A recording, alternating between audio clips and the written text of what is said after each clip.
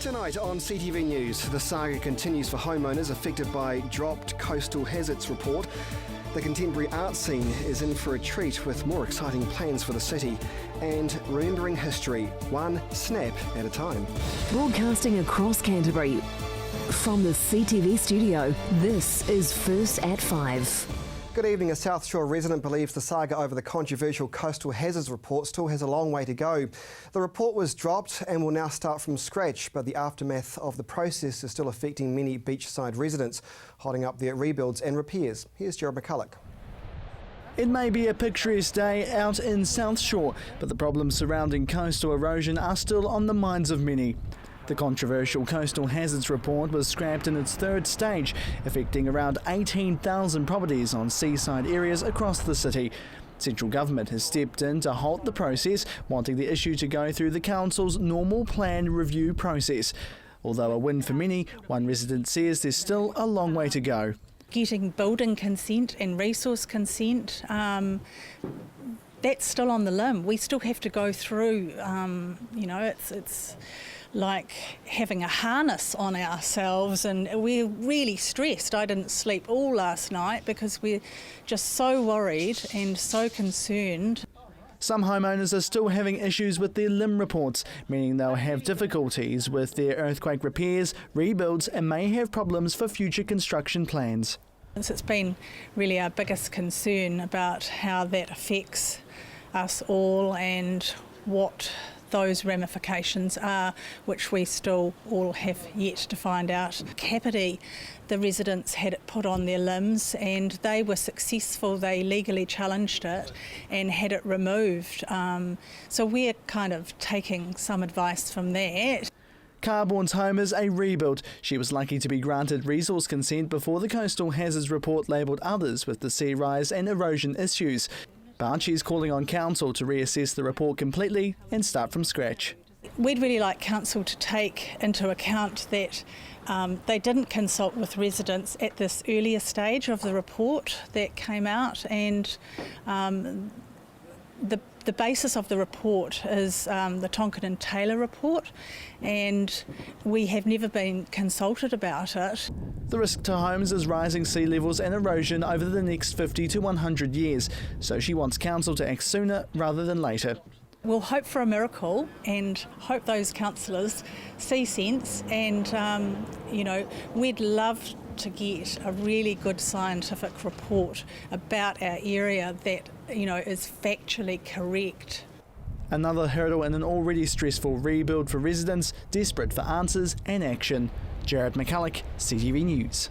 State Highway 73 has been closed to all traffic from Arthur's Pass to Aotearoa following rockfall. The slip at Aotearoa Gorge is above the rock shelter with approximately 200 cubic metres of rock on the road. Contractors at the site report rocks are still falling and there's about 100 metres of road guardrail missing. Helicopter inspection is being undertaken as well. The Transport Agency is due to update the situation later this evening. The red zone demolition took a challenging turn today with the start of 16 properties being demolished at Dean's Head. Gordon Finlay talks to the manager of the operation about the unique challenges faced with the clearance. With the main road below the 16 properties spread up the steep 150-metre hill face, this operation has been a long time in the planning. There's probably been 6 months worth of planning, maybe slightly more than that, and we expect to be here for another 6 months to a year doing our portion of the works. Those time frames are a little hard to determine in advance. We don't quite know what we're going to uncover as we start clearing the vegetation and pulling the houses down. Although the time frame of the project is large, the work along the hill of Main Road, which connects Sumner and Redcliffs, isn't expected to impact traffic flow. The main risk here is the proximity to the road, so we need to be really sure that we disrupt this road in the minimal amount possible and make sure that traffic can flow past. So the main risk here is the proximity to the road and the steepness of the site. The demolition process will see the team take on one house at a time, with a double-pronged attack set to finish somewhere in the middle. So we start at the top and the bottom. There's a series of houses much further up the hill. We'll go through those ones and come down and build a road on the way in. We'll demolish this house now, and you'll see they're prepping for that right now. That'll become a staging area for the houses above that. So the idea is to work into it incrementally. The high-reach excavator crucial to this clearance job was in action today, starting on property number 1. It will slowly pick apart the house piece by piece, with the contractors taking a conservative approach, looking to save as much reusable steel as possible. As we can sit the machinery quite far back from the building and just nibble our way in. It's safe and effective, and it's been trialled and all over the city. We've done this sort of demolition a number of times and really confident it's the right way to do it. While this type of demolition may be reasonably common in the rebuild process, the challenge that the steepness of the hill provides does make it somewhat of a new thing. It's not something that we haven't done before. We certainly haven't done a great deal of these. We expect to do a few more in the near future, but this is reasonably rare. With the demolition process set to take between 6 months to a year, those who commute regularly to and from Sumner are sure to see this well-recognised hill take a slow but sure transformation. Gordon Findlater, CTV News. A former Maritime New Zealand safety inspector has admitted fraud after he was charged in relation to Poki grant money. 55-year-old Jeffrey Horn appeared in the Christchurch District Court today, where he admitted falsifying 19 grant applications. He was sentenced to 6 months community detention and 400 hours of community work, the maximum for both types of these sentences. Horn has also been ordered to pay reparations of more than $47,000, the same amount he received dishonestly. He has already borrowed money to pay back the debt. Still to come here on CTV News, we meet a woman who's captured over 10 years of the tūhoi.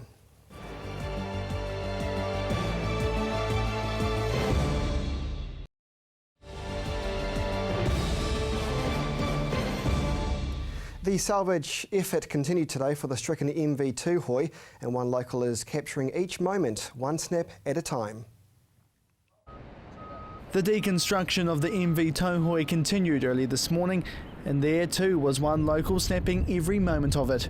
You've been up at the crack of dawn today, haven't you? I have. Before sunrise. Anne Lamb has taken hundreds of photos over the past 3 days of the stricken ship, wanting to showcase her snaps in a short film. It takes quite a bit to do something like that. It's not just pull out 30 or 40 pictures. They've all got to be good ones, and they've got to tell the story. Photography started out as a hobby. Now it's her passion. Like older stuff. I'm really into anything old. Old inside old wrecked houses and everything. Now she's adding to her collection of photos, taking snaps of the 96-year-old ship for more than 10 years, coming into port at Kaiapoi.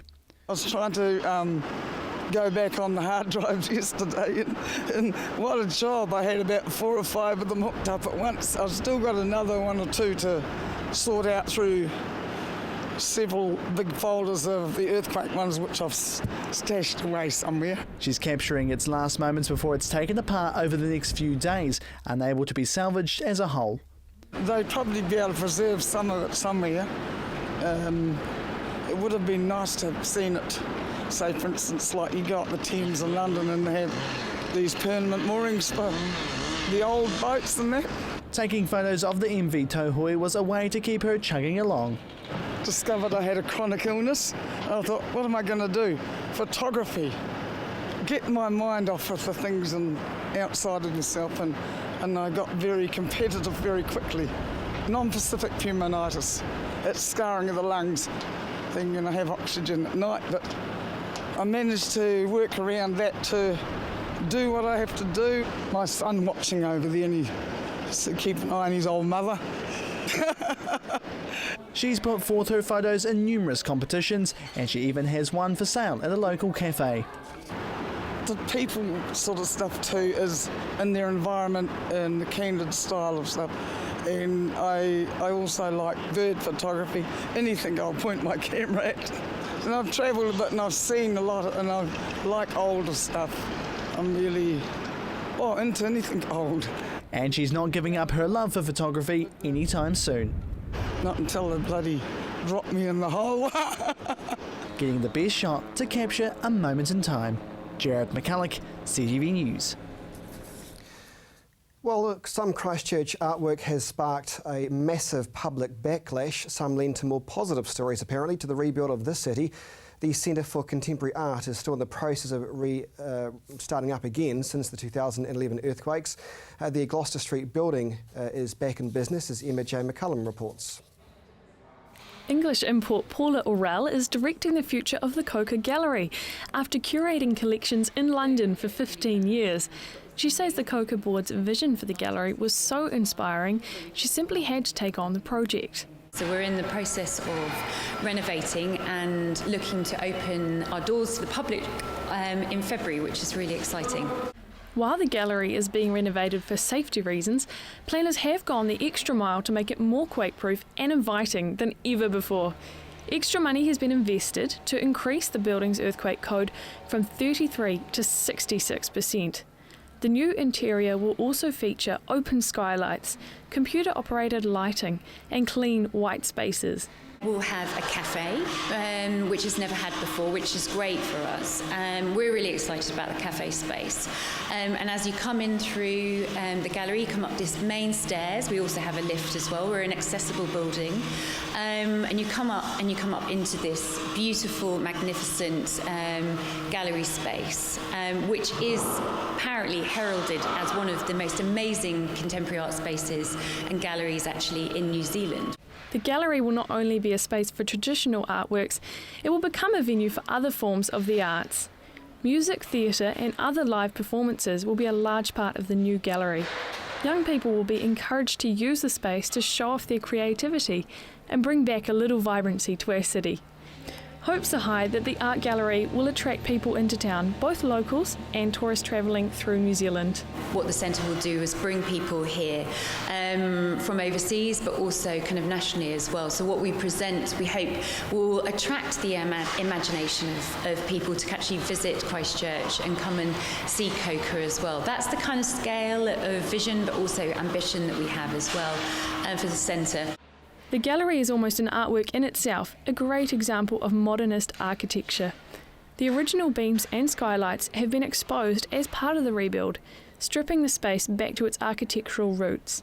And while Paula is only too happy to chat about inspiring people through art, the curator is reluctant to tell people what we can expect at the opening. At the moment, we're actually not talking about the opening exhibition because we want to hold that as an opportunity really in the lead-up to really surprise people with kind of what they will see. So if you don't mind, we want to kind of use that as a real potential to excite people, actually, excite our audience and engage new people. While there are likely to be updates leading into the big reopening, if you're interested in what Coca is going to look like, you might just have to wait until February. Emma Jane McLennan, CTV News. An apology from Christchurch Hospital has fallen flat for a Birdling's flat artist who is dying of cancer after a misdiagnosis. Ian Robinson was discharged from hospital by a cardiologist in March with an inoperable tumour lying undetected in his chest. The aggressive cancer, which was not found until June, was progressed so much that he is now very weak and only has weeks to live. Robinson was not impressed by an apology sent to him by the DHB. He called it flawed and weak. Well, they call it a bit loony, but a huge part of the Littleton community, that's for sure. The Loons Theatre will be relocating along with the local school, but the company still needs a bit of a helping hand. Here's Chelsea Daniels. Their original theatre was lost in the earthquakes, and now they're looking forward to a brand new space. We've got a new home, and it is working in partnership with the Ministry of Education and also with Littleton Primary School. When the new school is being built, there's a hall that's being built along with that, and we sort of said to them, well, hey, instead of building a hall, why don't we make this a space that's going to be much more utilised and up-spec it to become a theatre. So at the end of all this, we're going to have a venue that is a school hall by day and is going to be a theatre space and a drama performing arts education centre by afternoon, evening, weekends and holidays. The Loons Theatre Trust has become a big part in the Littleton community, and now they need a little help. The Loons was created in 2007 and it was born from my business partner Mike Friend working with a bunch of students that had just graduated out of the CPIT Circo Arts program, and we created created a show called The Butler, and that's where the theatre company was essentially formed from, and since then we've created a whole range of new works utilising the skills of that theatre company.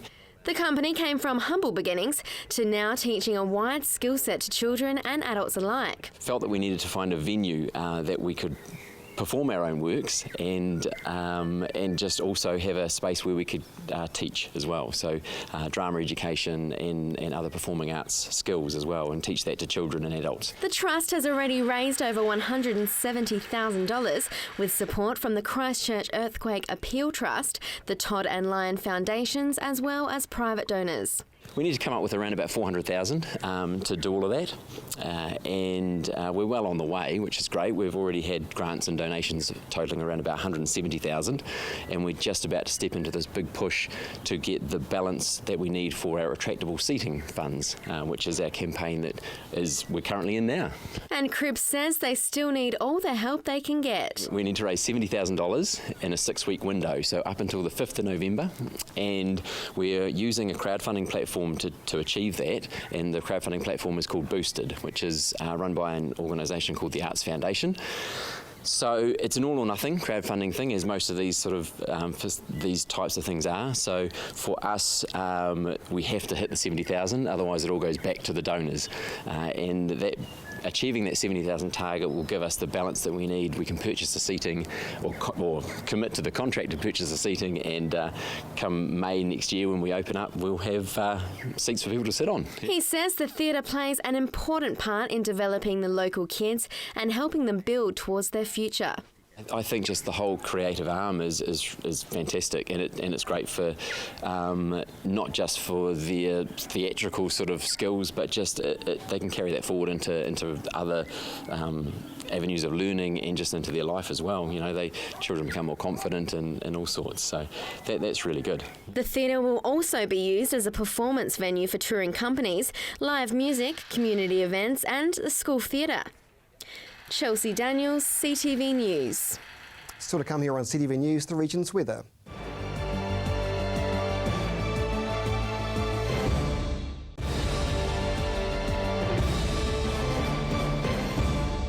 Welcome back to sport now, and the Canterbury Bulls will face the final like no other atmosphere when they take on County's Manukau Stingrays this weekend. The two teams have a history with a series of drama at the end of the last season. Gordon Finlater has more. Saturday afternoon's clash at AMI Stadium will have it all.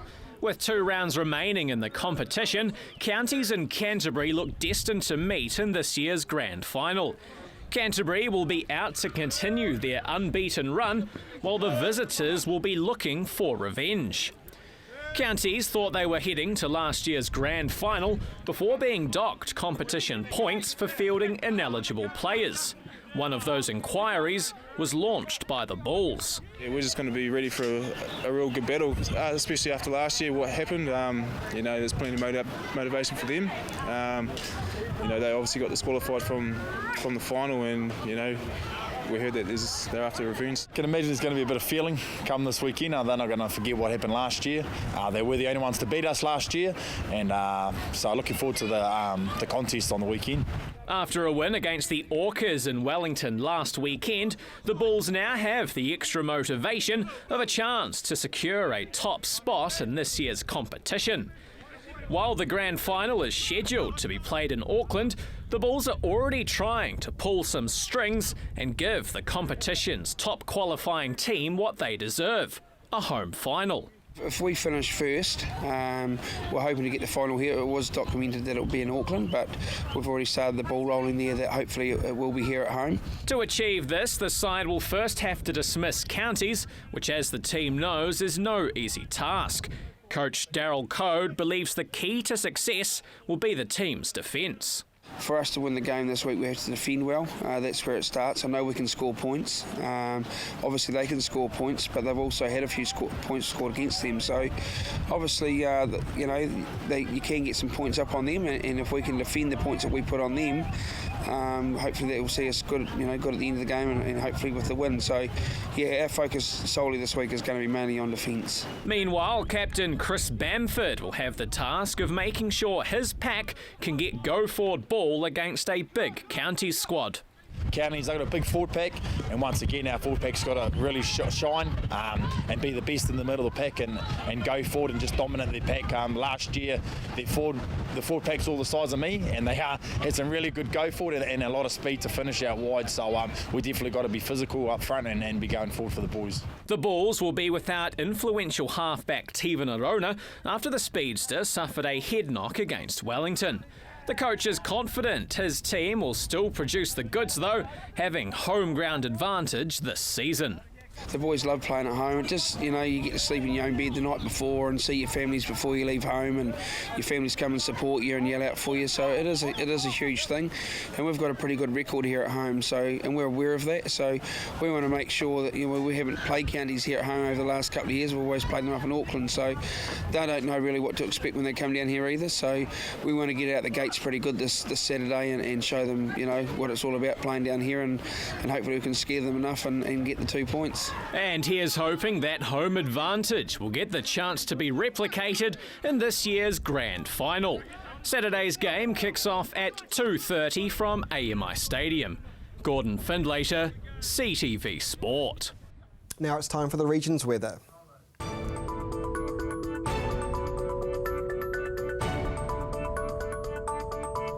Kia ora Canterbury. Well, lovely sun-filled skies again today. Light winds for most places, but a few northeasterly winds for coastal areas. Today's highs first up, 16 degrees for Timaru and Twizel, 17 though for Waimate, Temuka and Geraldine. Central Canterbury, Christchurch on 17 degrees, along with Leeston and Darfield, 16 for you, Akaroa and Methven, and Ashburton, Utuka 18 today. Heading further north, Kaikoura 16 for you, 17 though for Cheviot and Rangiora, 18 there for Amberley, Hannah Springs, Culverden and Oxford. And over to the Alpine region, 17 degrees was the high for Mount Cook, 15 there for Lake Tekapo, and a little bit cooler for you, Arthur's Pass, taking out 11. Now tomorrow, lovely and sunny for you, Timaru, 19 degrees is your expected high with gusty northerlies during the day. Ashburton, you can also expect a really warm one, 21 degrees coming your way with those northerly winds, and 6 for your morning start. Christchurch, we're in for another 21 degrees as well. Let's hope it does reach that high, because I want to see that sunshine. Northerly winds for you guys, and 9, a lovely mild morning start for you. Kaikoura, sunny skies with that cloud increasing during the day, 19 degrees for your high there. Looking ahead to the rest of the Canterbury region for tomorrow's weather, sunshine and cloudy skies there for North Canterbury, so South Canterbury, northerly winds for everyone here, and Twizel on 17 degrees. Central Canterbury, sunshine for you guys as well, 21 degrees is the expected high for you, Leeston, and 20 there for Akaroa and Darfield, shaping up to be a nice Thursday. Heading further north, that sunshine continues. Northwesterly winds for Cheviot, Hannah Springs and Culverden, 21 is the high there for Amberley and Rangiora, with lovely sunshine-filled skies. And over to the Alpine region, bit of a contrast here. Heavy falls for you, Arthur's Pass and Mount Cook, and Arthur's Pass could be seeing a little bit of snow to the 1500 metre mark.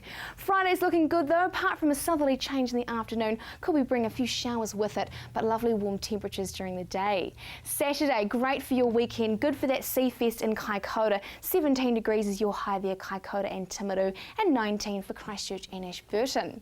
The rest of the Canterbury region for the upcoming days can also see that sun on Friday. Again, that potential for rain to come through Friday afternoon and evening, as we are seeing a southerly change, and watch the passes for those heavy falls. Saturday is looking dry and fine across the board. Northerly winds there breezing through in the afternoon, but lovely sun-filled skies for most of the day. So over the next few days, we are expecting that sunshine, maybe just the odd shower on Friday afternoon with those southerly winds coming through.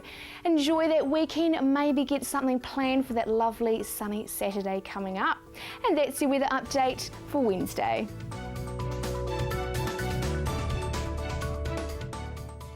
And that is CTV News. Have a good night.